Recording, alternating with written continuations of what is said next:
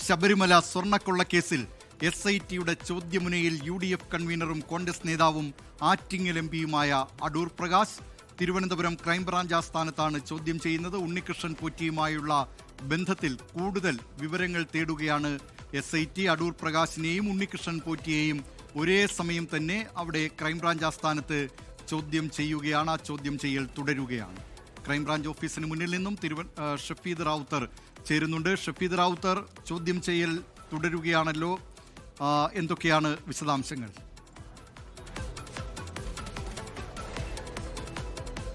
ദിലീപ് കുമാർ, നമ്മൾ നേരത്തെ സൂചിപ്പിച്ചതുപോലെ തന്നെ ഈ ശബരിമല സ്വർണ്ണക്കൊള്ളയുടെ സീരീസിൽ തന്നെ, ഇത് എൻ്റെ സീരീസിൽ കഴിഞ്ഞ 3 മാസക്കാലമായി നമ്മൾ ഇതിനെക്കുറിച്ച് കേൾക്കുകയാണ്. ഈ സീരീസിൽ തന്നെ ഒരു കോൺഗ്രസ് നേതാവിലേക്ക് അന്വേഷണം നീങ്ങുന്നത്, അല്ലെങ്കിൽ അദ്ദേഹത്തെ ചോദ്യം ചെയ്യാൻ വിളിപ്പിക്കുന്നത് അടക്കമുള്ള കാര്യങ്ങൾ ആദ്യത്തെ സംഭവമാണ്. മാത്രമല്ല, അതിൽ അടൂർ പ്രകാശ് എന്നുള്ള കാര്യത്തിലേക്ക് അന്വേഷണ സംഘം എത്താനുള്ള കാരണം ഉണ്ണികൃഷ്ണൻ പോറ്റിയുമായി ഏറ്റവും കൂടുതൽ ചിത്രങ്ങളടക്കം പുറത്തു വന്നത് അത് അടൂർ പ്രകാശിൻ്റെതായിരുന്നു. മാത്രമല്ല, അത് വലിയ രാഷ്ട്രീയ ചർച്ചയാവുകയും അത് ഭരണപക്ഷം തന്നെ പല ആവർത്തി നിയമസഭയ്ക്കകത്തും പുറത്തുമൊക്കെ ചർച്ചയാക്കിയതുമാണ്. ഈ സാഹചര്യത്തിൽ SITയുടെ പക്കൽ ഇപ്പോഴുള്ള ഉന്നതരുടെ പട്ടിക, ആ പട്ടിക കേന്ദ്രീകരിച്ചുകൊണ്ടാണ് ഇപ്പോൾ അന്വേഷണം നടക്കുന്നത്. ആ പട്ടികയിലെ ആദ്യ പേരുകാരൻ അടൂർ പ്രകാശ് ആണ് എന്നുള്ളതാണ് നമുക്ക് ഔദ്യോഗികമായി തന്നെ ലഭിക്കുന്ന ഒരു വിവരം. അതിന്റെ അടിസ്ഥാനത്തിലാണ് ചോദ്യം ചെയ്യൽ. ആ ചോദ്യം ചെയ്യൽ പലതരത്തിൽ പല മാനങ്ങളിലേക്ക് കാര്യങ്ങൾ പോകുമെന്നുള്ള കാര്യത്തിൽ തർക്കമില്ല. മാത്രമല്ല, ഇതിൽ SITയെ സംബന്ധിച്ച് ബന്ധം സംബന്ധിച്ചിട്ടുള്ള വ്യക്തത തേടുക മാത്രമാണ് നിലവിൽ ഇപ്പോൾ ചെയ്യുന്ന കാര്യം. മാത്രമല്ല, ഏറ്റവും കൂടുതൽ ഉണ്ണികൃഷ്ണൻ പോറ്റിയെ ഫോൺ വിളിച്ചത് ആരൊക്കെ എന്നൊക്കെയുള്ള കാര്യങ്ങളിൽ അന്വേഷണ സംഘം കൂടുതൽ വ്യക്തത വരുത്തും. ഇതിനോടകം തന്നെ CDR ഉണ്ട്. ആ CDR, ഉണ്ണികൃഷ്ണൻ പോറ്റിയുടെ CDR, അത്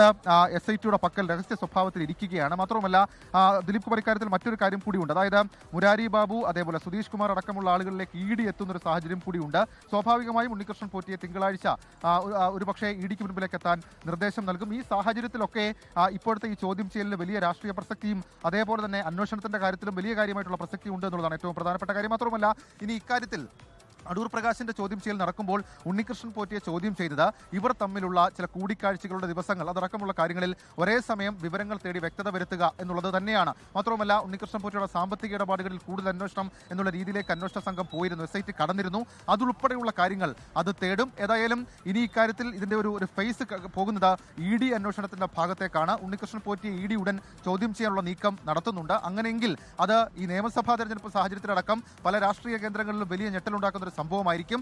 ED പ്രധാനമായും ഉണ്ണികൃഷ്ണൻ പോറ്റിയുടെ സാമ്പത്തിക വിവരങ്ങൾ കേന്ദ്രീകരിച്ചിട്ടുള്ള പരിശോധനയും അന്വേഷണവും ഒക്കെയാണ് നടക്കുന്നത്. അതിന്റെ രേഖകൾ ഇതിനോടകം തന്നെ ED പിടിച്ചെടുത്തിരുന്നു. മാത്രമല്ല, ഉണ്ണികൃഷ്ണൻ പോറ്റിയുടെ CDR SIT ശേഖരിച്ചതുപോലെ തന്നെ EDയും ശേഖരിച്ചിട്ടുണ്ട്.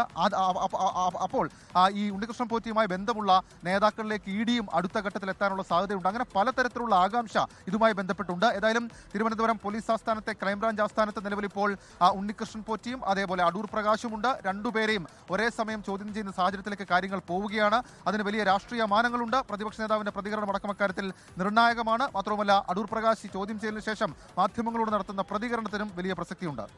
ലോകത്തെവിടെയായാലും ഏത് സമയത്തും 24 വാർത്തകളും ഓഗ്മെന്റഡ് റിയാലിറ്റി പാക്കേജുകളും എക്സ്പ്ലെയിനറുകളും വിശദമായി കാണാൻ ഞങ്ങളുടെ YouTube ചാനൽ നിങ്ങൾക്ക് സബ്സ്ക്രൈബ് ചെയ്യാം.